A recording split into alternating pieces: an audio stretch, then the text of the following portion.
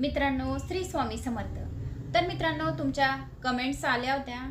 प्रतिभा काले करून या ताईंच्या कमेंट्स आल्या होत्या 11 दिवस अगोदर, पण वेळ मिळाला नाही या टॉपिकवर व्हिडिओ करण्यासाठी। तर त्यांची कमेंट्स ही होती की ताई, तुमची मुलगी डॉक्टर सर्जन आहे, मुलगा मेडिकल लाईनला आहे, तर तुम्ही तुमच्या मुलांसाठी कोणता उपाय केला होता की जेणेकरून मुलं तुमचे एवढे अभ्यासात हुशार झाले, तर त्यावर तुम्ही व्हिडिओ बनवा। तर मी माझ्या मुलांसाठी हा एकच उपाय केला होता। गेले 10 वर्षापासून एकच उपाय करत आहे।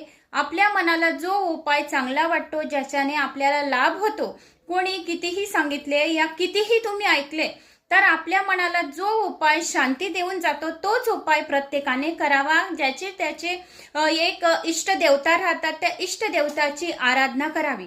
तर इष्ट देवता कोणते? तर जे जास्त आपण ज्याला भजतो ते आपले इष्ट देवता। जसे मी महाकालेश्वरावर माझे जास्त विश्वास आहे, भगवान शिवावर जास्त विश्वास आहे।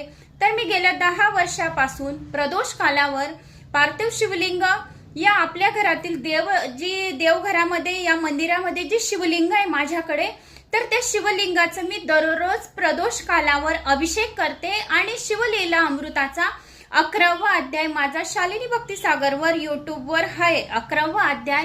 तर तो अध्यायच मी किती वर्ष, तर मी 7-8 वर्ष तर मी रिपीट वाचतच होती, तुमच्यापर्यंत व्हिडिओ भी पोहोचवते आणि मी स्वतः पण वाचत होती। आता जास्त बोलणं होऊन जातो, थोडा थकवा वाटतो, तर मी माझाच व्हिडिओ मी आता यूट्यूबला शिवलीला अमृताचा 11वा अध्याय लावून देते।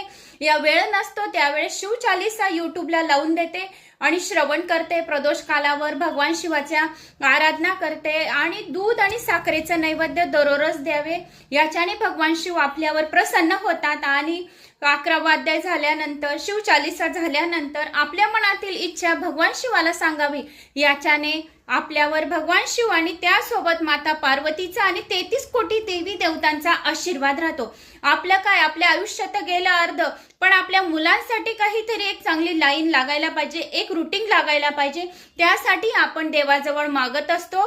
तर मी हा दररोज 11वा अध्यायाचा उपाय करते, याच्याने मला खूप शांत झोप पण येते, मनाला शांती येते आणि जे काही करतील तर भगवान शिव स्वतः करतील। मी जेवढा चांगला विचार करेल त्याच्यापेक्षा जास्त चांगला विचार माझ्या भगवंताने करून ठेवलेला आहे, हे मला पक्का विश्वास आहे।